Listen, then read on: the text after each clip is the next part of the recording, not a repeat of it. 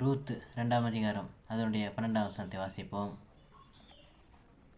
உன் செய்கைக்கு தக்க பலனை கர்த்தர் உனக்கு கட்டளையிடுவாராக. இஸ்ரவேலின் தேவனாகிய கர்த்தருடைய செட்டைகளின் கீழ் அடைக்கலமாய் வந்த உனக்கு அவராலே நிறைவான பலன் கிடைப்பதாக என்றான் என்று சொல்லப்பட்டிருக்கிறது.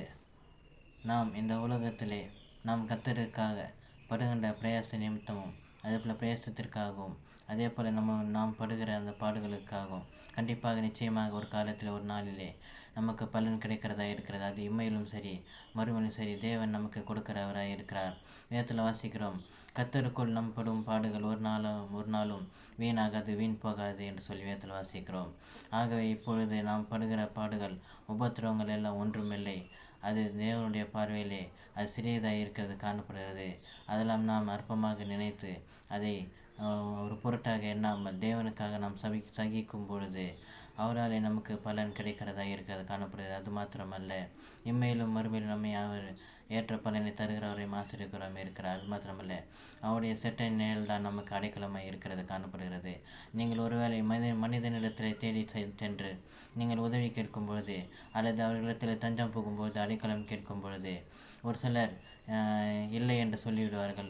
ஒரு சிலர் கொஞ்ச நாளைக்கு வைத்திருப்பார்கள், கொஞ்ச நாளைக்கு அவர்கள் சேர்த்துக்கொள்வார்கள். மற்றபடி மற்ற நேரத்தில் அவர்கள் ஒதுக்கி வைக்கிறவர்களாயும் அவர்கள் தள்ளிவிடுகிறவர்களாயும் இருக்கிறார்கள். ஒதுக்கி வைக்கிறவர்களாயும் அவர்கள் துரத்துகிறவர்களாக காணப்படுகிறார்கள்.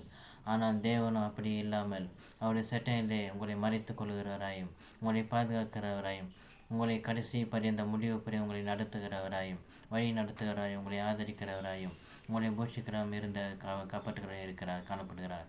அது மாத்திரமல்ல, கர்த்தரை நோக்கி பார்த்த போங்கள் ஒருபோது வைக்கப்பட்டு போவதில்லை என்று சொல்லி வேதத்தில் வாசிக்கிறோம்.